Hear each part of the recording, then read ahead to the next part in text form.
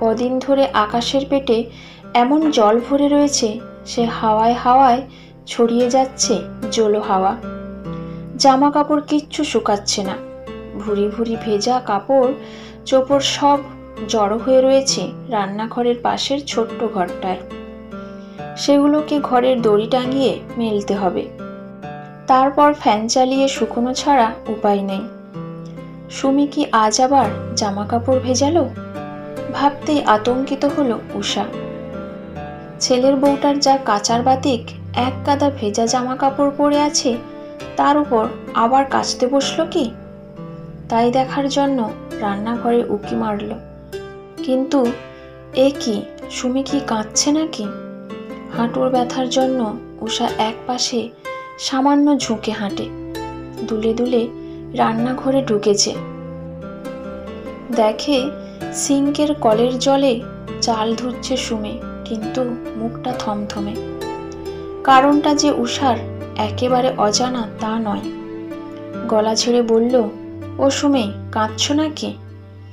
সুমির কাঁধের কাছে শাড়ির আঁচলটায় চোখ মুছল, নাক টানছে। উষা এগিয়ে গেল। তুমি সরো, আমি বরং ভাতটা বসাচ্ছি। ও বেলা তো মাম্পি আসবে বাবাইকে ফোঁটা দিতে।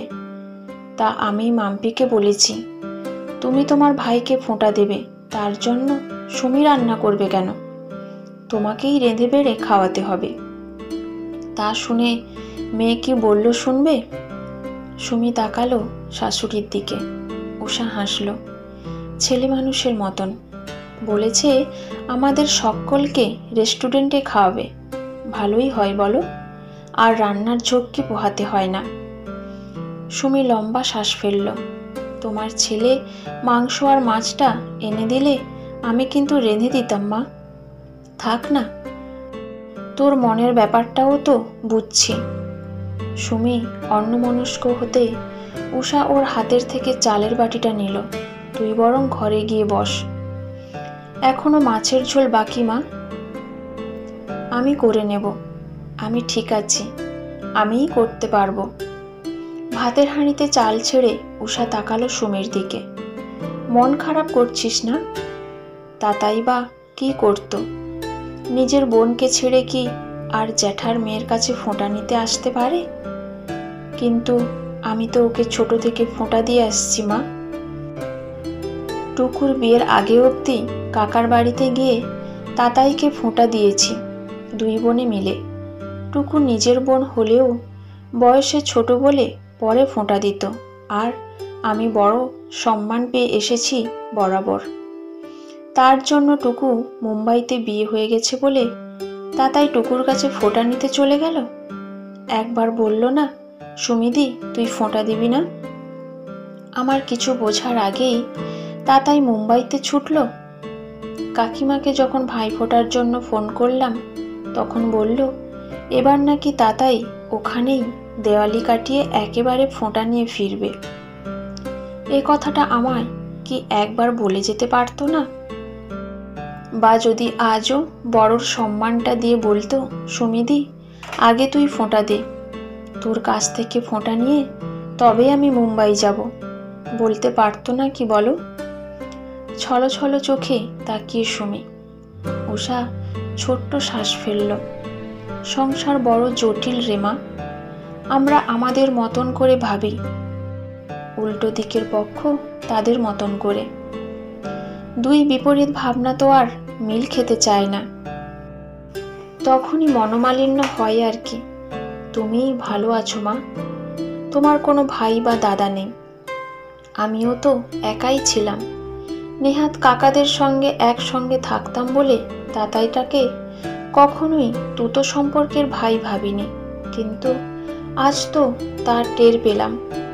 হাড়ে হাড়ে আমায় বুঝিয়ে ছাড়লো তুই আমার আপন নস। ভাতের হাঁড়ির ভাত টকবক করে ফুটতে উষা গ্যাস কমিয়ে দিল। সুমি এগিয়ে গিয়ে গ্যাসের আরেক পাশে কড়া বসিয়ে দিল। তেল ঢাললো মাছ ভাজবে বলে। উষা ধীর পায়ে বেরিয়ে এলো রান্নাঘর থেকে। সুমির কথাগুলো যেন অনেক কিছু মনে করিয়ে দিচ্ছিল। বাবা মায়ের এক মেয়েই তো ছিল উষা। ভাইফোঁটার দিন কি মন খারাপই না করতো। মায়ের গলা জড়িয়ে বলতো, মা, আমাকে একটা ভাই এনে দাও না। মা হাসতো, ঠিক আছে, কাল যখন বাজারে যাব তখন এনে দেব। তবে বাজার থেকে আনার দরকার পড়েনি। সেজমেশো রেলের চাকরি করত। ট্রান্সফার হয়ে এলো দুর্গাপুর। উষাদের বাড়ির কাছেই উঠল বাড়ি ভাড়া নিয়ে। বলল, কোয়ার্টারটা পায়নি, আপাতত ভাড়ার বাড়িতে থাকবে। আর তখনই উষার বহুদিনের পোষা ভাইয়ের স্বাদটাও মিটে গেল সেজো মাসির ছেলে বাপ্পাকে পেয়ে। বাপ্পার তখন 4 বছর বয়স। উষা হয়ে পড়ল ব্যস্ত দিদি। কত দায়িত্ব ওর কাঁধে। ভাইকে লেখাপড়া শেখাতে হবে, শাসন করতে হবে, আবার ওকে নিয়ে খেলতে হবে। তা কাটছিল ও ভালো দিনগুলো। গুটি গুটি পায়ে বাপ্পা খেলতে খেলতে লম্বা লম্বা পায়ে ছুটতে শিখল। স্কুলে ভর্তি হলো। সময়ও ছুটছিল তুফান মেলের গতিতে। এর মধ্যে উষার বাপ্পাকে 20 বার ফোঁটা দেওয়া হয়ে গেছে। তখন উষার 27 আর বাপ্পা 24। এর মধ্যে উষার বিয়ে হলো। কোলে এসে গেল বাবাই। কিন্তু বাবাই ডাকতে গেলেই বাপ্পা ডেকে ফেলতো উষা। বাপ্পার থেকে কি এমন বড় ছিল উষা? হবে এই বছর দিনের বড়। তাও মনে মনে দিদি ব্যাপারটা এত বিস্তার করেছিল যে মনে হতো ওই ছোট ভাইটা যেন ওর শাসনে গড়া একটা পুতুল। ছোট ভাইকে রেখে মাসি মেশো সিনেমা গেলে সামলাচ্ছে উষা। মাসির ধুম জ্বর, উষা বাপ্পাকে সামলাচ্ছে। মা সামলাচ্ছে অসুস্থ মাসিকে। বাপ্পা মাধ্যমিক দেবে। উষা ঠাকুরের কাছে ওর ভালো রেজাল্টের প্রার্থনা করছে। নিজে একদম পড়াশোনায় ভালো ছিল না, কিন্তু মন থেকে চাইতো ভাইটার রেজাল্ট যেন ভালো হয়। শীত পড়তেই নিজে হাতে সোয়েটার বুনেছে ভাইয়ের জন্য। বাড়িতে ভালো রান্না হয়েছে। ছুটে গিয়ে দিয়ে এসেছে মাসির বাড়িতে বাপ্পার জন্য। এভাবেই তো চলে আসছিল মায়ার মোড়া ভালোবাসায় রাঙানো বন্ধনটা। উষা জানতো ও বড় দিদি, কিন্তু এমন ভাবনাটা ভেঙে খান খান হয়েছিল এই সুমি মতন এক ভাইফোঁটার দিনে। বাপ্পাকে ফোঁটা দিতে এসেছিল উষা। তখন উষার বর রজতের মাইনে পত্তর ভালো ছিল না, তাই কোনো বছর প্যান্টের পিস দিল তো পরের বছর শার্টের। এভাবেই জিনিস দিত। রজত যদিও বা কখনো বলেছে এভাবে দিতে খারাপ লাগে, কিন্তু উষাই সে কথায় রজতকে বুঝিয়েছে ওরা আমাকে পেলেই খুশি, ওরা জিনিস চায় না। কিন্তু সেবার সব ভুল ভাঙল। একরকম কেঁদে কেঁদেই বাড়ি ফিরেছিল উষা। হাতে শার্টের পিসের প্যাকেট, পরনে তাঁতের শাড়ি। উষা গেট খুলে ঢুকলো মাসির বাড়ি। বাড়ির ভেতরের থেকে হই হুল্লার বাইরে পর্যন্ত আসছিল। উষার বুকের ভেতর আনন্দে দাপাদাপি। সোজা সিমেন্টের বাঁধানো রাস্তা পেরিয়ে দরজায় ঠেলা দিল। ভেজানো দরজা খুলে গেল সহজে। সঙ্গে সঙ্গে কানে এলো বাপ্পার গলা, আমি সত্যি বলছি, আমি মোটেই উষা দিদির ওই এক পিস গিফটের জন্য ইন্টারেস্টেড নই। আজব মায়েরি, নয় শার্ট দেবে নয় প্যান্ট। আহা, ও পাবে কোত্থেকে?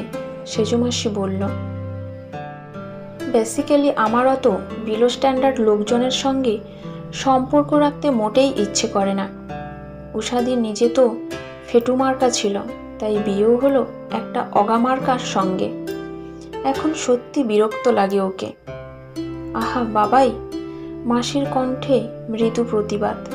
থামো তো, ভাইফোঁটা দেওয়ার নাম করে এখানে খেয়ে যাবে। গতবার তো প্রতিদেবকেও ডেকে এনেছিল। খাওয়াবার কথা ওর না আমাদের বলো? তোরা অ্যাভয়েড করতে পারিস না? এক অচেনা মেয়েলি কণ্ঠ বলল। আর অ্যাভয়েড করতে তো দোষ নেই। ও তো আর তোর নিজের দিদি নয় যে যেমনই হোক বইতে হবে। এক ভদ্রমহিলার গলার স্বর। আচ্ছা বাদ দে বাপ, দেখ, আমি এবার তোর জন্য এই গিফটটা দুবাই থেকে এনেছি। হাতে শার্টের প্লাস্টিকের প্যাকেটটা শক্ত করে ধরে ওদের সামনে এসে দাঁড়ালো উষা। ওকে আচমকা ওভাবে দেখে কি বাপ্পা থতমত খেয়েছিল, লজ্জা পেয়েছিল কি, মৃদু অনুশোচনা কি হয়েছিল বাপ্পার, জানে না উষা। শুধু মনে আছে ওর পিসি আর পিস্তুত বোন যারা নাকি আগাগোড়া দুবাইতে থাকতো, সেদিন তাদের খুব খাতির হচ্ছিল। আর উষা অনেক কষ্টে চোখের জল লুকিয়ে ধান দুর্ব দিয়ে আশীর্বাদ করেছিল বাপ্পাকে। বাপ্পার কপালে কেড়ো আঙ্গুল ঠেকিয়ে মনে মনে আওড়াচ্ছিল, যমুনা দেয় জমকে ফোঁটা, আমি দিই আমার ভাইকে ফোঁটা। তারপর এগিয়ে দিয়েছিল হাতের প্লাস্টিকটা, বাপ্পা তাচ্ছিল্যে নিয়েছিল। উষা আর দাঁড়ায়নি, চলে এসেছিল। আর ওকে থাকার জন্য কেউ অনুরোধ উপরোধও করেনি, এমনকি মাসি পর্যন্ত না। সেদিন মনে হয়েছিল সক্ষমদেরই বোধহয় আত্মীয় থাকে, অক্ষম মানুষ চির একা। চোখের জল মুছতে মুছতে বাড়ি এসে ঠিক করেছিল আর কোনো সম্পর্ক রাখবে না ওদের সঙ্গে। বাপ্পাদের যদি ওকে বোঝা মনে হয়, তবে কেন জোর করে সেই বোঝা চাপাবে ওদের ঘাড়ে? সে তো কতকাল আগের কথা, তবু মনে রয়ে গেছে পুরনো ক্ষত হয়ে। আর আজ সুমিকে দেখে তাই যেন বুঝতে পারছিল সুমির কষ্টটা। বড় লাগে, রক্তের বাইরের সম্পর্ককে যদি বোঝা মনে হয় তখন বড় লাগে। নিজেকে মনে হয় যেন বহিরাগত। অনেকদিন আগের কথা মনে করতে চোখের কোণ ভিজে আসছিল। সেই সময় ফোন করলো মাম্পি। ফোন তুলেই আজ বিকেলে রেস্টুরেন্টে কে কি খাবে সেই নিয়ে আলোচনা শুরু করলো। ওর ফোন পেতে কষ্টটা ভুলল অন্যমনস্ক হয়ে ব্যথা ভোলার মতন। আর সন্ধ্যের দিকে মাম্পি এলো ওই হল্লা করে। বাবাইকে ফোঁটা দিয়ে সবাই মিলে বেরোলো রেস্টুরেন্টে। রেস্টুরেন্ট মানে একেবারে বড় রেস্টুরেন্ট, সব পোশাকি খাওয়া পাওয়া যায়। ভগবানের দয়ায় এখন উষাদের দিন ফিরেছে। উষার বর রজতের পদোন্নতি তো অনেক কাল আগের কথা। তারপর বাবাই ইঞ্জিনিয়ারিং করলো, মাম্পি ব্যাংকে চাকরি করে, ওর বড় ইঞ্জিনিয়ার। ওই বাবাইদের ব্যাচের, প্রেম করে বিয়ে করেছে দুটোতে। তাই এখন আর টাকার অপ্রতুলতা নেই। সুমির মন ভালো নেই বলে মাম্পি সমানে ভোলাচ্ছে বৌদিকে। এদিকে বাবাই পেছনে লেগে চলেছে। এবার কিন্তু আমায় দুষতে পারবে না। তোমার ভাই তোমায় দাগ দিয়েছে, আমি কমপ্লিট ইনোসেন্ট। মাম্পি চোখ পাকালো। কেন চটাচ্ছিস? বেচারার মন একেই ঠিক নেই। মেনু কার্ড হাতে বসেছিল উষা, রজত বসে চুপচাপ। একটু পরে উষাদের টেবিলের সামনে এলো ওয়েটার। মাম্পি সুমিকে খুঁচিয়ে খুঁচিয়ে অর্ডার নেওয়া করালো। গল্পে মেতেছে তিনজন। সুমির মেজাজের গুমোটটা কমেছে। ওয়েদারটাও দুপুরের পর থেকে ভালো, রোদও উঠেছিল 3টের দিকে। ভেজা বাতাবরণে স্বল্পস্থায়ী রোদের শাসনে সবাই মন চনমন করে উঠেছিল। মনে হচ্ছিল যেন কতদিন পর আবার স্বজনের সঙ্গে দেখা। খাওয়া দাওয়া সারা হতে যখন রেস্টুরেন্ট থেকে বেরোবে তখন বাঁ পায়ের পাতাটা চিনচিন করে উঠল। তারপরেই জ্বালা। নিচের দিকে তাকিয়ে দেখে দুধাপ সিঁড়ির মধ্যে ভাঙা কাঁচের টুকরো পড়া ছিল। ওটাই বুড়ো আঙ্গুলটাই গেঁথেছে, ব্যথা করছিল খুব। উ আ করতে বাবাই মাম্পি ব্যস্ত হয়ে পড়ল। সুমিও কাঁধে বেড় দিয়ে ধরেছে শাশুড়িকে। কি হলো? ওমা, পায়ে কাঁচ ফুটলো কি করে? চটি পড়েছিলে তো? চটির বাইরে কি ছিল? চটির মুখটার কাছে কি করে যে ফুটলো? রজত কিছুটা দূরে পানের দোকানের সামনে দাঁড়িয়ে পান কিনছিল। এদিকে তাকিয়ে ওদের উষাকে ঘিরে থাকতে দেখে এগিয়ে এলো। তখন উষার পাটা বেশ টনটন করছে। একটু বসতে পারলে ভালো হতো। বাবাই বলল, চল ভেতরে ঢুকে বসবো। মাম্পি দরজা ঠেলে ভেতরটায় দেখে বেরিয়ে এসে বলল, খুব ভিড়, বসার একটাও সিট খালি নেই। ম্যানেজারকে বল, বলল বাবাই। ওদের ব্যস্ত হতে দেখে উষা বলল, আমি ঠিক আছি, বাড়ি চল, ওষুধ দিলেই ঠিক হয়ে যাবে, বরং একটা ট্যাক্সি ডাক। আর এই কথোপকথনের মাঝে ঢুকে পড়ল এক খড়খড়ে গলা। টাপুর দিনা? উষা চমকেছে। টাপুর নামে ওকে ডাকতো ওর শৈশবে পাড়ার লোক। এই নাম কি এখনো জীবিত থাকার কথা? চোখ সরু করতে দেখে সামনে দাঁড়িয়ে কালো প্যান্টের উপর খয়েরি রঙের ফতুয়া পরা, শ্যামলা গায়ের রঙের দেহারা চেহারার এক লোক। মুখটা চেনা চেনা লাগছিল, ঠিক চিনতে পারছিল না, কিন্তু লোকটা হাসতেই মনে পড়ে গেল, এ তো রবি। উষাদের পাড়ায় এক বাড়ির পাশে ঝুপড়ি বানিয়ে থাকতো। খুব গরিব ছিল ওরা। ওর মা বাদাম ভাজতো আর ওর বাবা সেই বাদাম ভাজা নিয়ে ট্রেনে ট্রেনে বেচতে যেত। এ তো সেই রবি। রবি হাসছে, আমি দূর থেকে তোমায় দেখেছি। তারপর ইনি পান নিয়ে যখন এদিকেই হনহনিয়ে এলেন, তখন আমিও ছুটে এলাম। রজতের দিকে ইশারা করে বলল, রবি। তারপর উষার পায়ের দিকে তাকালো। কি হয়েছে তোমার পায়ে? এতদিন পর আচমকা পাড়ার সেই পুচকে ছেলেটাকে এতটা বয়স্ক দেখে কিছুক্ষণের জন্য হতবাকি হয়ে গিয়েছিল উষা। বলল, দেখ না, এমন কাঁচ ফুটেছে, রক্ত বেরিয়ে গেছে, আর এরা ভয়ে। তা ভয় তো পাবারই কথা, চলো তুমি আমার সঙ্গে চলো। রবি হাত ধরল উষার, একরকম জোর করেই ওর দোকান পর্যন্ত নিয়ে গেল। বাবাই মাম্পি যেতে চাইছিল না। তারপর উষাকে ওর দোকানের সামনে পাতা বেঞ্চে বসিয়ে ওর পা কোলে নিয়ে মাটিতে থেপড়ে বসল। ছেঁড়া কাপড় দিয়ে রক্ত মুছল। একটা ছেলেকে পাঠালো ওষুধের দোকানে অ্যান্টিসেপটিক লোশন আনতে। উষার অস্বস্তি লাগছিল। রজত মুখ চেপে হাসছিল রবির কাণ্ড দেখে। উষা বলল, রবি, তুই এবার ছাড় দেখি, ঢের হয়েছে। দাঁড়াও না টাপুরদি, ভজা এক্ষুনি আসবে। কিছুক্ষণ পর সেই ছেলেটি ওষুধপত্র নিয়ে হাজির। রবিও সেসব লাগিয়ে ঠাগিয়ে দিল। বাবাই বলল, একটা টেডভ্যাক তো নিতেই হবে। হ্যাঁ হ্যাঁ, তা নেওয়াই ভালো। এবার আমি একটা ট্যাক্সি ডেকে দিই বরং। রবি ব্যস্ত হলো। বাবাই বারণ করল, তার দরকার পড়বে না, আমরা ম্যানেজ করে নেব। কেন, দাঁড়াও না। উষা এবার বিচলিত রবিকে শান্ত করল। থাম রবি, ওরা ঠিক ব্যবস্থা করবে। তা তুই দুর্গাপুর থেকে কলকাতায় কবে এলি, আর এখানে দোকানই বা কবে দিলি? রবি হাসল একগাল। সে অনেক কথা টাপুরদি, একদিন তোমায় নয় গল্প করব। তোর মা বাবা? এখন কেউ নেই, তবে বিয়ে করেছি, বউ আছে, 2 ছেলে আছে। তারা এখন কাজও জুটিয়ে নিয়েছে। রবি কথাগুলো বলতে পেরে খুব খুশি হচ্ছিল। এর মধ্যে বাবাই গাড়ি বুক করে ফেলেছে। সাদা রঙের উবের হাজির। উষা বলল, আজ আসি, একদিন আমাদের বাড়ি যাস।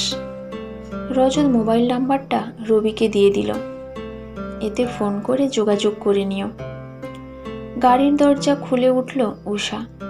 রবি দরজার সামনে দাঁড়িয়ে হেসে বলল, টাপুরদি, মনে আছে তুমি একবার আমায় ফোঁটা দিয়েছিলে? সেই যে গো, আমার জ্বর হয়েছিল খুব, সারা ছিল না, মা সব জায়গায় মানত করে যাচ্ছিল, তখন তুমি এসেছিলে আমাদের বাড়িতে। আমার কপালে চন্দনের ফোঁটা দিয়ে বলেছিলে, দেখবি রবি, তোর কপালে ফোঁটা দিলাম, এবার জমের দরে কাঁটা পড়বে। আর তাই হলো, বেঁচে গেলাম। রবি হাসছে। উষা লম্বা শ্বাস ফেলে বলল, সে তো বহু যুগের কথা, তোর মনে আছে? তখন তো তুই খুব ছোট, এই 9-10 বছরের হবি। রবি মাথা চুলকালো। সব মনে আছে টাপুরদি। আর দেখো, আজও ভাইফোঁটার দিন, ট্যাক্সির দরজা বন্ধ করে দিল রবি। দুটো গাড়ি বুক করেছিল বাবাই, পরপর দুটো গাড়ি ছাড়ল। চলন্ত গাড়ির সঙ্গে মনটাও চলা শুরু করেছিল উষার। কতকাল আগের কথা, পাড়ার সব বাচ্চাদের সঙ্গে রবির সঙ্গেও খেলতো উষা। ওর কপালে ফোঁটাটাও দিয়েছিল খেলার ছলে। তখন না ভাই ফোঁটার দিন ছিল না তিথি, তবু মনে মনে একটা সম্পর্ক জুড়ে নিয়েছিল রবি। এতদিন পর দেখা হয়েও যেন আন্তরিকতা উপচে পড়ছিল ওর চোখ মুখ দিয়ে। কী বা দিয়েছে ওকে উষা? খেলার ছলে ফোঁটা, খেলতে খেলতে শাসন করা, জোর জুলুমে নিজের কথা মানিয়ে নেওয়ার আবদার, এতেই খুশি ছিল রবি। এর জন্য এখনো মনে রেখেছে ওর টাপুর দিকে, যে নামটা একরকম ভুলতেই বসেছিল উষা। ছোট্ট শ্বাস ফেলে উষা কাঁচের জানলার বাইরে আলোয় মোড়া কলকাতা শহরের দিকে চেয়ে রইল। বারবার মনে পড়ছিল শৈশবের কথা, মাঠে গোল হয়ে খেলা। উষার সব আদর্শ উপদেশ কচি রবি বিনা প্রতিবাদে মানা। কিছু সম্পর্ক বুঝি সম্পর্ক ছাড়াই রয়ে যায়, আর থেকে যায় আজীবন।